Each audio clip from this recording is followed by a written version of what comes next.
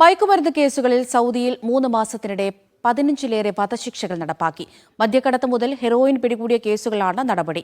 ഇതിൽ 2 പേർ സൗദികളും 13 പേർ വിദേശികളുമാണ്. മയക്കുമരുന്ന് കേസിൽ കടുത്ത ശിക്ഷയാണ് സൗദിയിൽ നൽകാറുള്ളത്. അതിലെ പരമാവധി ശിക്ഷയാണ് മരണം. വിചാരണ പൂർത്തിയാക്കി കുറ്റം തെളിഞ്ഞാൽ ഹെറോയിൻ, കൊക്കൈൻ കേസുകളിൽ വധശിക്ഷ ഉറപ്പാണ്. കേസിന്റെ സ്വഭാവവും ഗൗരവവും അനുസരിച്ചാണ് വധശിക്ഷ വിധിക്കാറുള്ളത്. 3 മാസത്തിനിടെ 15 വധശിക്ഷ സൗദിയിൽ നടപ്പാക്കി കഴിഞ്ഞു. ഇതിൽ 2 പേർ മാത്രമാണ് സൗദികൾ. ബാക്കിയുള്ള 13 പേരിൽ 6 പേർ പാകിസ്ഥാനികളും ബാക്കിയുള്ളവർ ഈജിപ്ത്, സിറിയൻ വംശജരുമാണ്. മനുഷ്യജീവന് തന്നെ ഭീഷണിയാകുന്ന മയക്കുമരുന്ന് കേസുകളിൽ ദയ പ്രതീക്ഷിക്കേണ്ടെന്ന് ഓരോ വിധിയിലും പ്രോസിക്യൂഷൻ വ്യക്തമാക്കുന്നുണ്ട്. മയക്കുമരുന്ന് കേസുകളിൽ പിടിയിലാകുന്ന ഇന്ത്യക്കാരുടെ എണ്ണത്തിലും വർധനവുണ്ട്. സൗദിയിലെ വിവിധ ജയിലുകളിലാണ് ഇവർ കഴിയുന്നത്.